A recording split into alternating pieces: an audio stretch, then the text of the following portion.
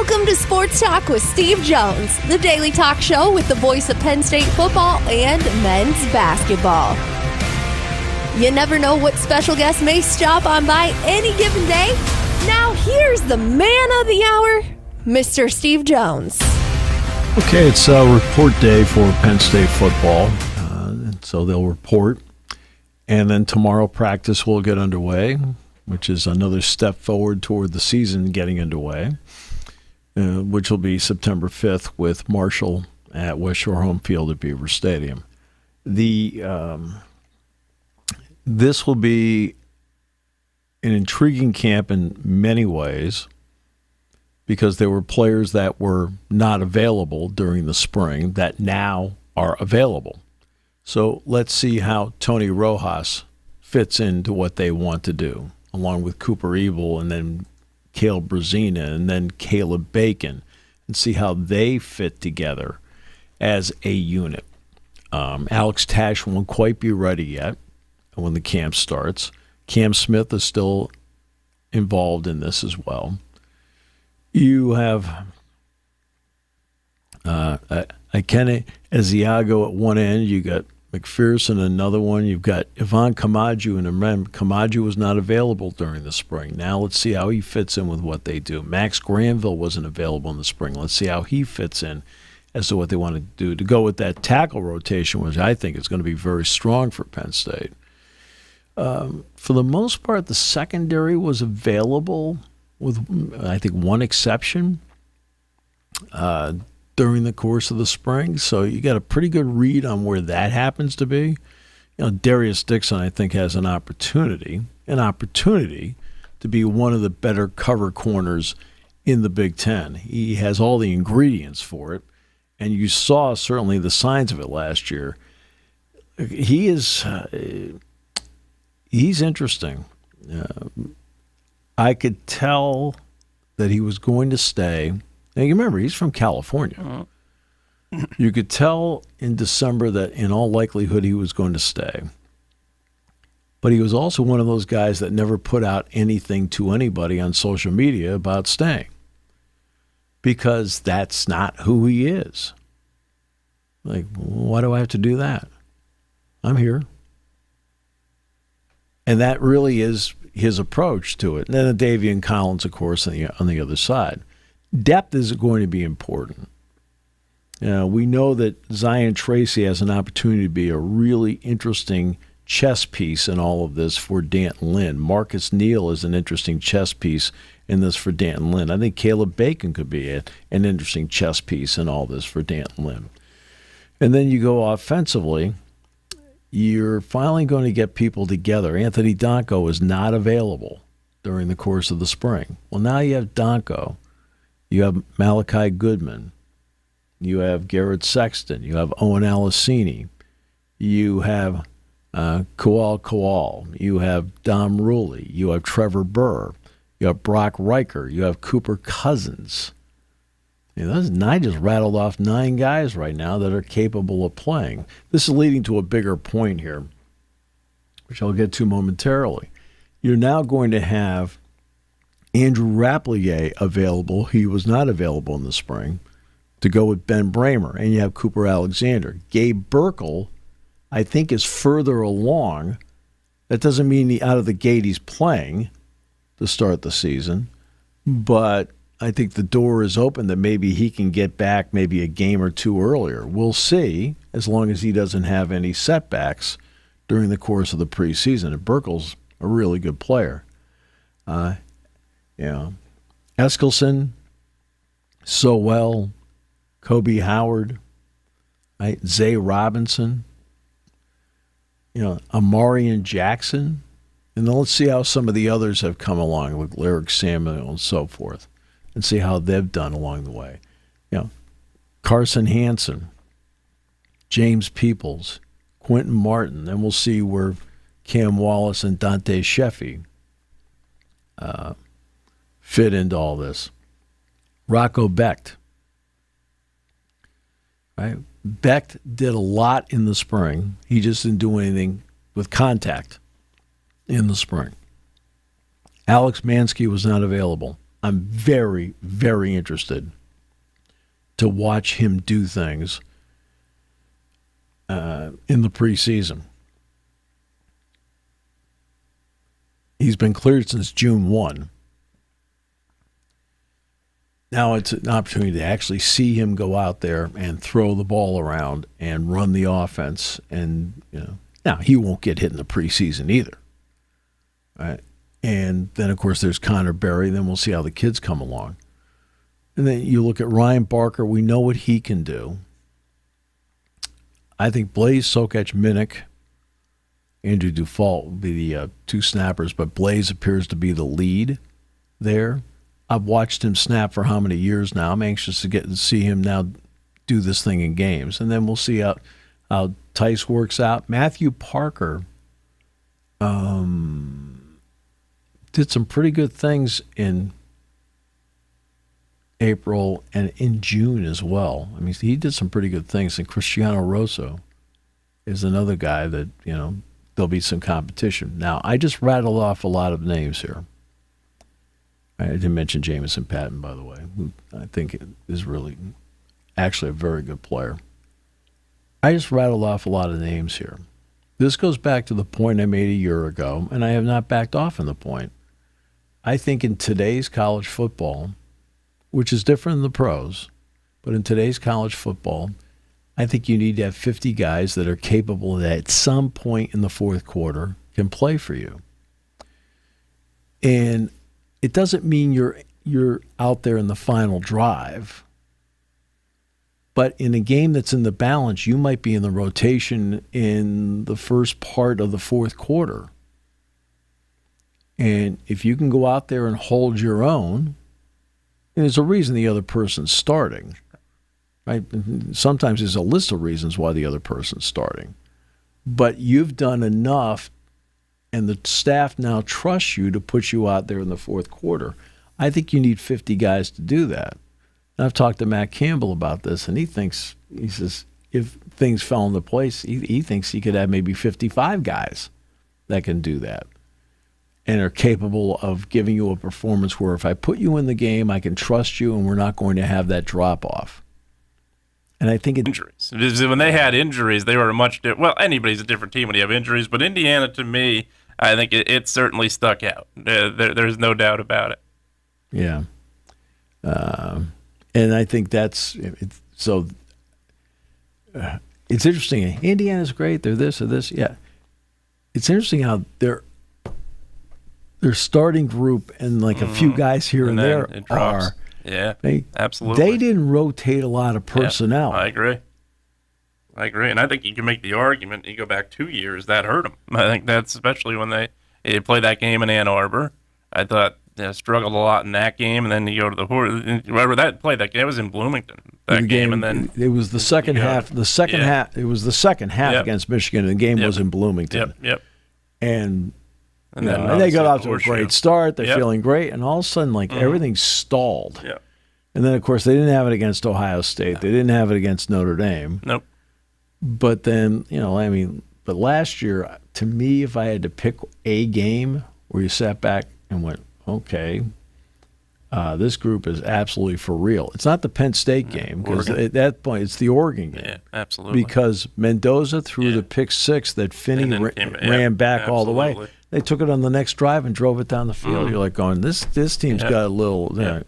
But where did they change up? Because Jack and I get ready for games, right? They're not rotating a lot of people in their secondary. Not rotating. Aiden Fisher's out there. Was out the linebacker position. Fisher and the other kid were out there. Jones even were a wide out there receiver, the entire time. To an extent. No, it's the same group of wide receivers every time they ran out there. Yeah. Right? No. Okay, well. Then again, one guy's out. Suddenly, it's a completely different unit. Well, but Surratt went out, and Becker's the guy that stepped up. Yeah, Becker was huge. And Becker was absolutely massive in the Penn State game, massive in the Big Ten championship game. I did have to vote for 10 players to watch in the Big Ten, and I did put Becker down because I just I thought it was an easy vote, and he made the cut. Yeah, it's not a mortalist year. Yeah. mean, They're marvelous couple of games, for sure. Well, stretch run. Yeah. I mean, he caught a touchdown pass against Maryland the week before Penn State. It was the only catch he had in the game. You're like, okay, got to watch for him. Because you kind of watch the play and go, okay, you got to watch this guy. Yeah. Penn State, he breaks out, and then after the Penn State game on, had the big catch on third down against Ohio State. He was a weapon. Like, holy mackerel. But they don't rotate a lot of guys. The Protect College Sports Act, I have no idea if it comes to the floor this week or not. They're supposed to be going on their August vacation coming up at the end of the week, because it does get exhausting doing interviews and making speeches. I was going to say, literally, that's all I do. Or pontificating to a witness. Okay, great. Who would ever want to testify before Congress? You kind of like to sit there and like, okay, why am I doing this? Right? Why am I taking this abuse? Really? But there's one interesting provision in the college sports. Oh, for God's sake! What's this now? I have no idea what that was. Somebody didn't earn something. Enough of your career.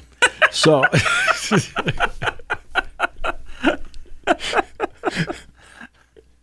that was too easy and too cheap. That was way too easy, way too cheap.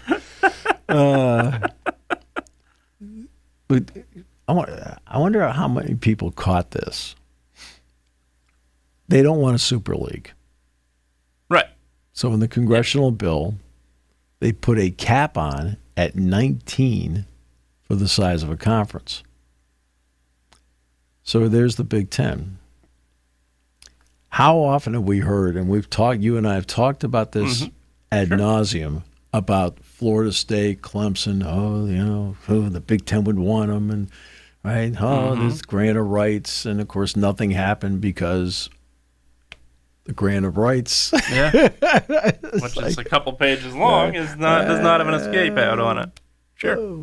I mean, okay. Well, if you're the Big Ten, is your 19th school Florida State? No. Who's your 19th school? If you have any opportunity at any point. For anybody, that's Notre Dame. That's exactly right. There's no question. Okay? That's exactly right. Yeah. Okay? If you're allowed to have 19 schools, which means the SEC could expand by 3 if they wanted. But if you have 19 schools, am I then going to shut the door to Notre Dame? No. By bringing in Florida State? Am I going to shut the door to Notre Dame by bringing in Miami? Am I going to shut the door to Notre Dame by bringing in Clemson? Oh, and then let's get to the all-time favorite. Am I going to shut the door to Notre Dame to bring in Georgia Tech? It's like, really? Nope. No. Right? I would think that should this bill, now you need 60 votes in the Senate, and then it would go to the House, and then this is all part of a process. But I found that provision to be fascinating because the Big Ten already has 18, which gives them one more card to play. So how are you going to play the card? Now, let's start with this. You don't have to play any cards. No, you already have 18. You're Exactly. in great shape. Yes. You're in great shape with brands. You're in great shape with markets. You're in great shape. Right? SEC's in great shape. Because remember, when you bring somebody in, it's already in the TV contract, by the way, that there's one escalator in the Big Ten TV contract. And the only escalator is if you add Notre Dame. There's only one escalator. If you bring in anybody else right now, there's no escalator. None. Except if you bring in Notre Dame, the escalator is there. It pays for itself. Absolutely. Right? Sure. Now the SEC, you have 16. Do you now suddenly want to divide your pie 19 ways? You ask yourself, what do you get out of exactly. this? And you're asking, and everybody else is asking. Everybody within the 18 is asking, do we share our piece of the pie for what reason? Is it a good reason? Right. And then for Notre Dame, that answer is absolutely yes. And it would already pay for itself because the TV escalator is automatically in and kicks in if they do it. Yeah. It does not kick in for anybody else. Nope. And remember, when they brought in Washington, Oregon, they went to Fox, essentially said, can we have one more share, and then we'll divide it by 2. Sure. So Oregon and Washington get half. That's how they did it. But they had to cover it. You don't look at the other schools and say, hey, we're doing it, but there's no other way to do this except everybody's going to have to take less. We're in the era of taking more. If you're in the SEC, hey, let's go to 19. You do know you have to divide the pie 3 more ways. Now instead of 16 slices, you have 19. Does everybody get more by making the moves? It's all about exactly. It's all about when Penn State went to the Big Ten, everybody in the next TV contract got more money. Right? Sure. When Nebraska went to the Big Ten championship game came up. When they brought in Rutgers, Maryland. All right, so now when they brought in USC, UCLA, they had more cable homes. They had the New Jersey and Maryland market, even though they already had it with Penn State. I know, but they officially had it. Okay, so that's what 16 million cable homes and things like that. Okay, great. They got some more money. All right, but when they brought in USC and UCLA, they got more money. Absolutely. That's when you expand. I was going to say, you expand the Big Ten, not only more money, you're in that case, you're expanding it domestically further, which is in other words, you're taking the financial pie. Absolutely. And instead of dividing it up 16 ways, this is pre-Washington, Oregon, right? Sure. And suddenly, by bringing them in, the pie got bigger, so everybody got bigger slices. Absolutely. It's like, instead of having a medium-sized pizza, we'll go with you, extra large. That's right. Darn right. Yeah, you're an XL pizza guy. You can't get the discount unless you go bigger. So you get the discount when you go bigger. The funny thing is, you know what? I hardly ever see you eat. That's the weird thing. Like, I could see you having like a slice. Yep. Maybe. Then throwing the crust out. But I take the cheese off. You do? Yeah. Really? One of the weirdest traits I have. Yeah, I don't like cheese. I take cheese off pizza. So who the heck is it? It's somebody in town makes it without cheese? Yeah. That I don't know. I know Angela's in Philadelphia gives you that option. I think it takes $2 off the pie. Yeah, I don't know who does it in. So the reason you do it is cheap? I don't like cheese. I'm just kidding. Supposedly take the best part of the pizza off. That's what I'm told repeatedly. But so no cheese to get $2 off. That's right, $2. Saves you $2. Guy comes here every day in a limo, for goodness sakes. Okay. I guess that's how you get. That's why I have to say the $2. Limo driver. But, I mean, that's what it's all about. But that was a provision in the Protect College Sports Act I looked at and thought, they're trying to keep it from being a super league. That's the reason. But why 19? And I looked at 19 and I thought, there's only one reason you keep it at 19. In other words, the Big Ten gets one more chip to play, sure. And that chip is Notre Dame. It's not somebody else. You don't sit there and take your chip and send it someplace else with the idea that in the end, Notre Dame somehow, some way wants to go to a conference and you've played your chip and the SEC sitting there saying, welcome. Right? Yeah, absolutely. I mean, that's and that's a big part of it. The trades. So the Pirates really bolstered their bullpen. I think that's safe to say. They needed to. just like everybody really needs to in baseball.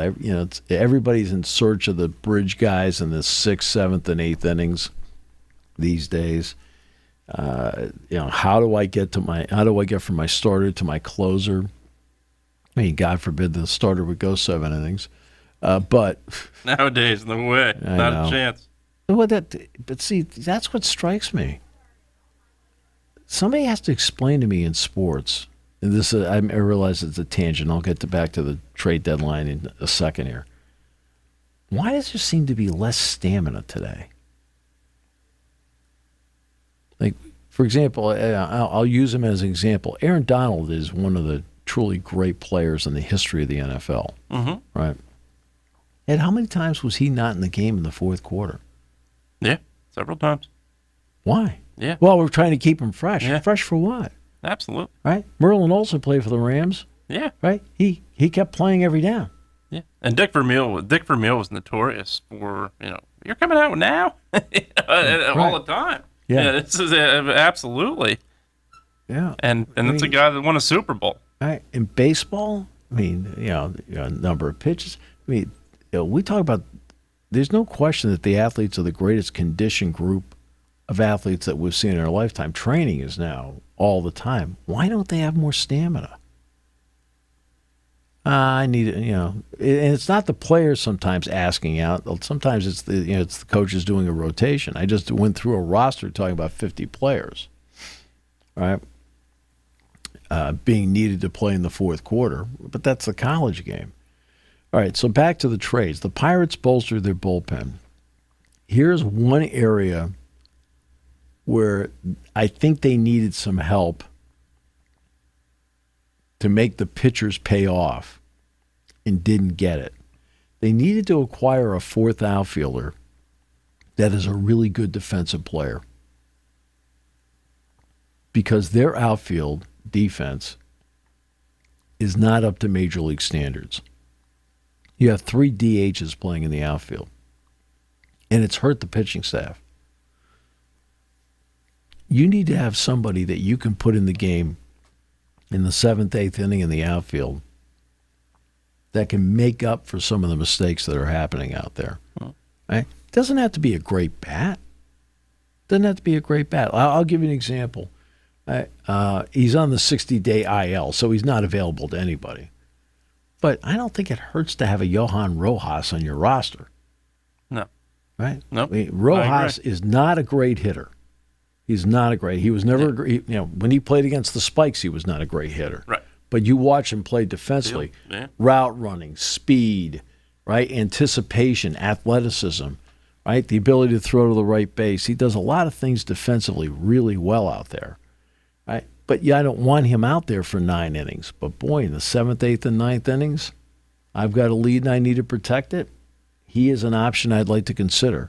The Pirates needed a guy, and again, he's on the 60-day IL, so he is not. This is not a guy that's available. But I thought the Pirates, because you can get a guy like that for, quote, relatively cheap. And I think that was one area they needed it. I mean, Dotel's been a closer before because he kind of replaces Santana. They DFA'd him. But, I mean, they made their bullpen better. But they didn't make their outfield defense better. And I think they could have made their outfield defense better and not give up a lot to do it. How about that? Mm-hmm. I agree. Right. I'm just looking at their team. The Phillies, on the other hand, Arias gives them a different dimension they really don't have. Arias can hit. He is not a power guy. Right. He is a guy that keeps innings going. He's a guy that can jumpstart an inning. He is just a good, solid, dependable bat. And a 3-time batting champion who just gets hits. Yeah. And the Phillies are a team that has suffered for years in the inability on a day where there's a power outage to manufacture runs. Absolutely. Their power is outstanding. Their ability to manufacture runs, I'd say their power is an A-. How about that? Right? Their power is an A to an A-, somewhere in there. I think their ability to manufacture runs is about a C- to a D+.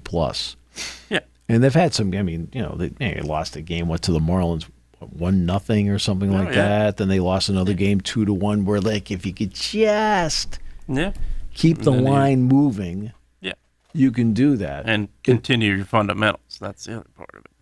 Right. Now, part of this means Bryce Harper has to go back to the outfield. Mm-hmm. Yeah. And we'll see how that plays out. Yeah, because he hadn't been out there in a long time. No, and I think ultimately it wasn't the ideal move for the Phillies because I think if you're Dave Dombrowski looking at it right now, you're probably saying, hey, I wanted a right-handed bat. But you bring in a guy that is a player that can, he is a solid player. It's a good pickup. Is it ideal that you get another left-hander? No, but it's productive enough that I think you had to make the move, and I don't think it was a bad move by any means by the Phillies.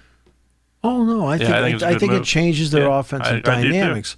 They needed another bullpen arm as a bridge. Absolutely, no doubt. Okay, because you've got to get from Wheeler, Sanchez, Luzardo, and somehow get to Duran. Yep, absolutely. Right. So, so you have to still now, with the same group, attempt to navigate some tough outs in the 7th and 8th inning of games. I mean, Sanchez seems to be pretty reliable going 7. Something tells me Wheeler in the postseason would give him 7. Yep, absolutely. Right. So they can do that. And the rotation issue is Nola. There's no getting around it. Right. He just has not been able to just get himself on track. Tarek Skubal going to the Dodgers. I always love the narrative that the Dodgers, they get anybody they want whenever they want. Detroit freely traded him to the Dodgers. They didn't sign him as a free agent. This was not a free agent signee. This is not Shohei Ohtani. This is not Freddie Freeman. Right? They didn't do that. It's a trade. The Tigers could have elected not to trade him to the Dodgers. They could have elected to trade him someplace else. So it's a trade. I know his contract's up at the end of this year. But it's a trade. Yeah, they had the capital in their minor league system to make the deal. Yeah, such capital that you didn't have to give up your top prospect too. I think that's the other part of it, and that's the without question the big part of it. And a lot of people are going to complain. This is why there's a lockout. You know what? This is why the Dodgers are winning games. It's not only because they're spending money; they're actively spending money and pursuing guys constantly. And, Detroit also traded Casey Mize. Mm-hmm. I think went to San Diego. Yep. The interesting one is who didn't get traded. Wade Miller did not get traded. In other words, San Diego looks like they're going to see if they can gut this thing to the finish and get into the playoffs. They didn't trade Miller. The Red Sox picked up Adley Rutschman from the Orioles and another catcher. Look, Rutschman is, when he's available, he's an excellent player. He's a very good catcher, switch-hitting bat. Mm-hmm. When he's been out there, he's had 8 home runs, 47 knocked in. He's hit .251, so he offensively upgrades the Red Sox catching situation. But he's also on the IL right now. And it's the second time he's been on the IL this season.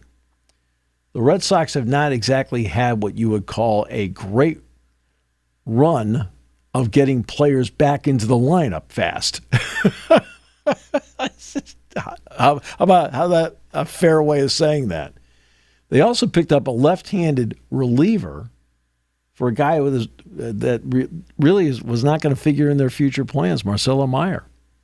The way things have been going, he was not going to figure in what they're doing. And they just went 21-4 in the month of July. I mean, nobody can explain it. Nobody can explain how they did it, except for two things. I've said this the entire time. The Red Sox do have excellent pitching, and they do have an excellent defensive team. So they have that. The question's always been, can we talk about the hitting part for a moment? They feel like they addressed that with Rutschman, but they have to get him back in the lineup. Who didn't do anything? Boy, the Yankees didn't do very much. No, they didn't. And although it's interesting, some former Spikes figured in this. Lars Nootbaar got dealt by the Cardinals of the D-backs. And Clay Holmes got dealt by the Mets to the Cubs. But the Pirates did get Luke Weaver from the Yankees, right? Yeah, for the world-famous prospects. The Yankees didn't do anything. And I'm starting to wonder if Aaron Judge is going to be back in the lineup or not. If he's not going to be back in the lineup, you don't do anything. Right. Because the update from Brian Cashman, their general manager, was very loose. Mm-hmm. He gave I don't know. He could be, he might not be. It's like, okay. So, wow. They didn't do much of anything. No, even the Rays made some moves. I don't know. All right.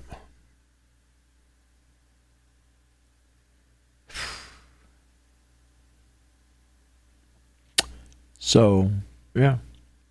I don't know what your thoughts were on the trade deadline. I mean, I was kind of hoping that the 49ers would deal like several guys. Guys? Yeah.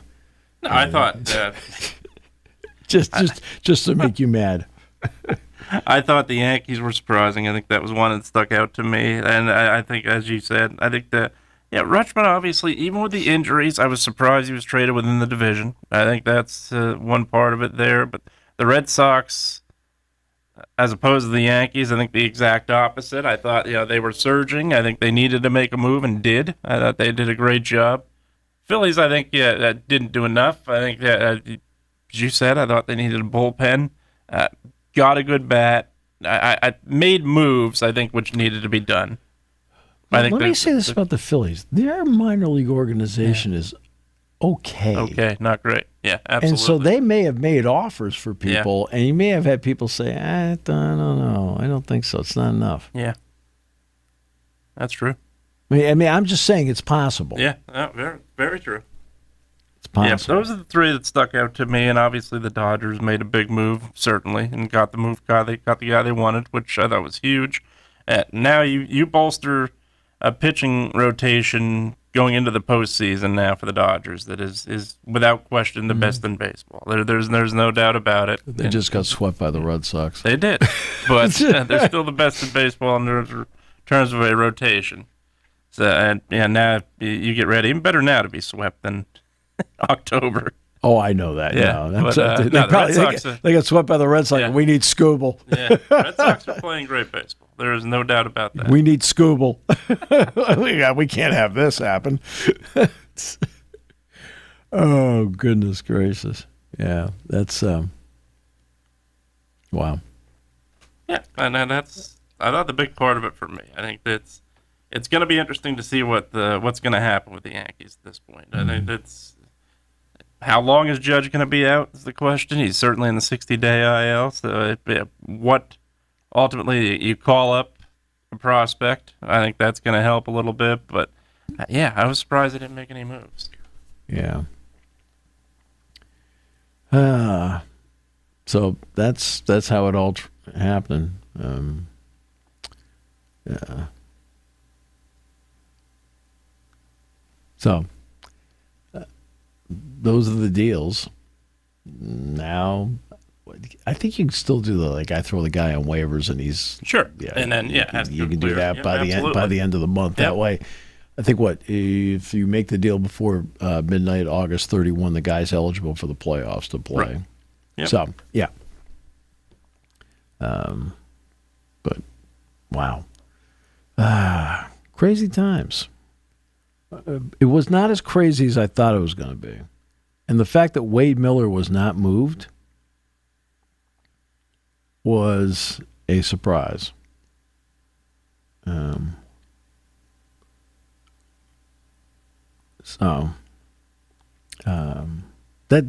was surprising. Absolutely. Yeah. All right. We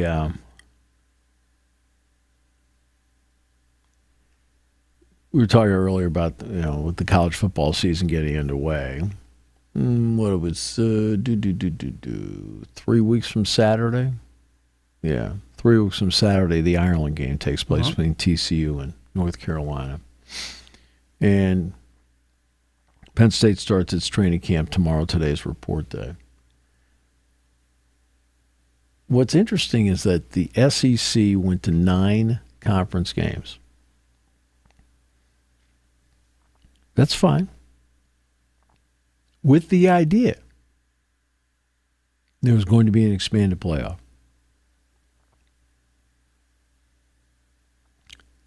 But right now, there's no expanded playoff. Okay. I am baffled. I do know the finances of loosely what the finances are of the SEC championship game. It is lucrative. Right? It's like $100 million. Yeah, you do pretty well with it. But I'm baffled by why, because you'd have to wipe that out to do this. Mm-hmm. No offense, I see enough money in the potential pool here with another TV network with more playoff games to make up for it. That's me. Yeah, I would agree completely. Right now, we're in an era of playoff or bust. When it was the BCS title game, every bowl game was wide open. There's only 2 teams made it. Then when the college football playoff started for years and years, it's 4. Well, all the other bowl games are still there in the whole deal. Okay, with 12, you can still there's bowl games, and the TV ratings tell you there's interest no matter what. People people sit down at home in the holidays, and people do sit there and usually get between 1 and 3 million viewers. I mean, it's a boon for ESPN. They sit there and hey, yeah, there's nobody in the stands. Doesn't matter. It's a good game. I'm watching the game. Yeah, what do you think of the Frisco Bowl? I don't really know much about 2 teams, but it's a good game. Yeah. Okay. Absolutely. Right. How many times have I caught myself on Christmas Eve sitting there? I was going to say, literally, that's the other part of it. Watching the Hawaii Bowl. Yeah, you're literally like, I got nothing else to do. Put it on. But the reality now is, the feeling is, and especially if you go to 24, it's college football playoff or bust. I mean, Notre Dame did not go to a bowl game last year. They took their ball and they went home. Yep. Uh-huh. We're done. We're leaving. Now, other schools were in a different situation. Iowa State, Matt left. Right. So now, what do you do with the team? Right. So, but the SEC could get, in a 2014 playoff, they could get 7 spots. Sure. And that's what you're counting on. When these conferences are saying, hey, we'll cancel the conference championship game because we know the 2 teams playing and that are going to be in the playoff. So that's exactly, that's one big reason why you're looking at that. You're looking at expansion, number 1, because you want more teams, but number 2, because, hey, I can cancel the conference title game. These teams are going to be in the playoff. Yeah. We'll get that money anyway. I also think we always hear about the calendar, and I maintain that 24 actually, you have more teams. It's more. Actually, no. Yeah, it works. Okay? It works because you can take the opening weekend Yeah, where move the it up. championship games would be and start. Yeah. And the NFL doesn't play on Saturday that weekend. You can get to the second weekend. The 8 buys get home games. The NFL doesn't play on that Saturday that weekend. Right? So now, okay, I've gone through all of that. Yeah. I've only got 8 left. I could play my quarterfinals on the weekend where the NFL does play, but I could play the quarterfinals there and have 4 games, and suddenly I get to New Year's Day, I've got the semifinals. And then a week after that, you play the title game. I can move the season up 2 weeks by doing this. I mean, there's a way of doing it. And you're already going to have schedules starting next year that have 2 buys in them. So, it's... and look, you lose, you got to buy for the rest of the year. I mean, but that is, that's where we are. Look, December 1st is an artificial date. I mean, it really is. It is an artificial date. We all know that. Here's an interesting trend that's going on. It's in our business, but it does affect the fans. The Columbus Blue Jackets have become the 5th NHL team to say, we're going to simulcast TV, radio. TV, yep. Now, we've had Steve Mears on the show before, and Steve's an excellent broadcaster. But he's now the Blue Jackets TV and radio guy. And the guy that they had, McElliott, had been their radio guy for 17 seasons, beloved in Columbus. He's an excellent broadcaster, but he's out. And did you hear the Boston College story? So Luke Murray leaves UConn as an assistant, where he's the lead assistant for Dan Hurley, and becomes the head coach at Boston College. The broadcast team that does their games, they've been there together for 13 seasons. One of the guys also does the Milwaukee Brewers.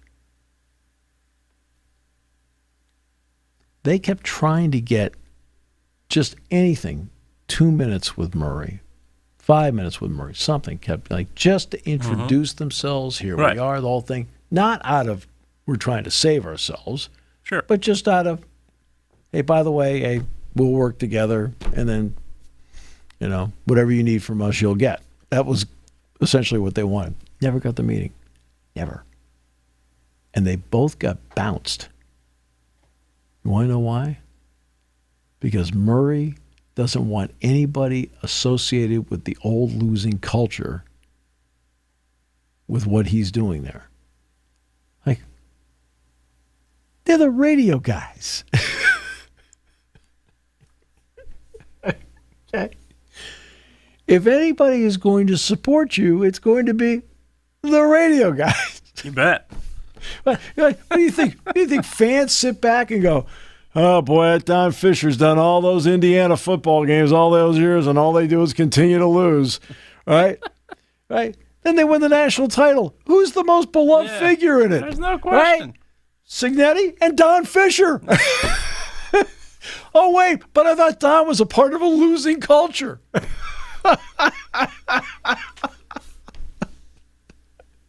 What are we doing here?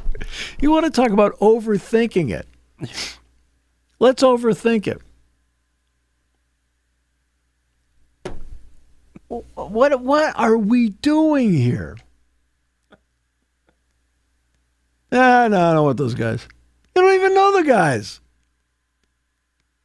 I'm not going to sit there and tell you that I pretend to listen to Boston College basketball. I think maybe I've heard little snippets here and there on Sirius XM. But Sirius XM, I get Sirius XM. Yeah. Right. So, I've heard a lot of people across the country. So, I think I've heard a little bit here and there. And, a little bit I heard, they were terrific. They were fine. But, there's one of the guys said, well, who in Boston are you going to get? You got to pay him.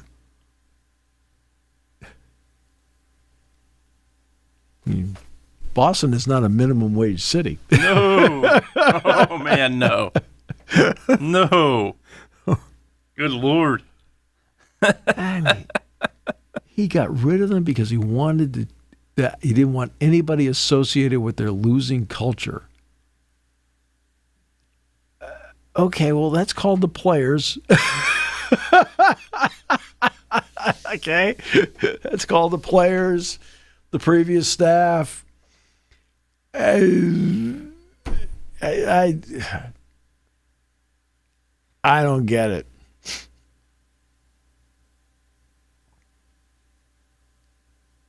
Johnny Holiday and I had a long talk about this yesterday. Johnny, of course, the legendary voice of Maryland football and basketball. Johnny's going into his 48th season. And we were talking about when somebody new comes in, it's important to have some people around you that know the culture of the fans, the history of the program, right?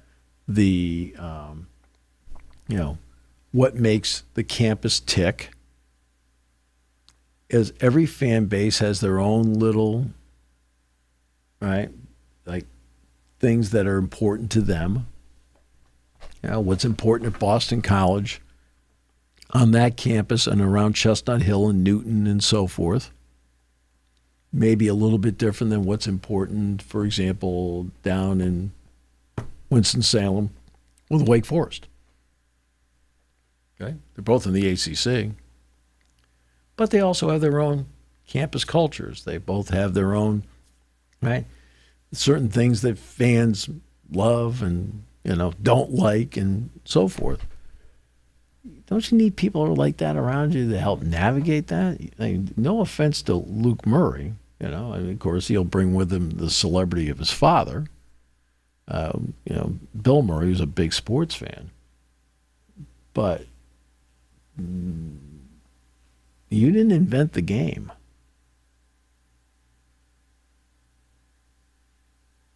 See, I always go back to the Charlie Weiss deal at Notre Dame.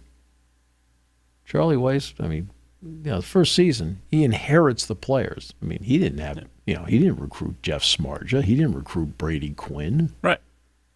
Right. And they had success.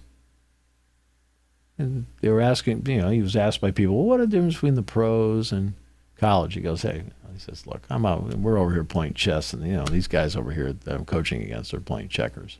Essentially, is what he said. Well, guess what? Okay?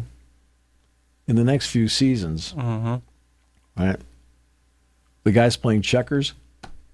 Yeah. Oh, yeah. Triple jump and king me. Yeah. And suddenly, guess who wasn't working anymore? You don't walk into a place like you invented the game. Nope. No, you rubbed a lot of people the wrong way, too. Several times. That's because you walk in with arrogance, with an attitude. Sure, like, absolutely. Hey, I don't mind. I want people with confidence. I want people with confidence in their own ability. Yeah. That also have a mixture of humility to go with it. Sure. Well, I still remember that. You go back to 2007. Penn State, Notre Dame, week 2. Doesn't even get to week 2 yet. And Charlie Weiss makes the comment, we don't play scrimmages at Notre Dame. I can't entirely remember who Penn State played week 1, but Notre Dame played Georgia Tech and lost. Yeah. So literally, then that right. Then the completely took the criticism. And then the next week, Penn State went out and the offensive genius scored exactly 0 points. No, scored their touchdown on a pick 6. Yeah, pick 6 is the only 7 points they got. Absolutely. That was the first all-stadium whiteout. Yep. And Penn State ran them off the field. Yep. Ran them off the field. Absolutely. Jimmy Clausen's first start. Yeah. Well, fortunately, you had the guy on the sideline that knew how to play chess. Yeah. It's great. And the guy on the other sideline, by the way, the Wiley Fox. Yeah. Yeah. Not a bad chess player himself. No. I think in his college career, he won at least 370 more games than the other guy did. But that's okay. He just plays a great brand of checkers.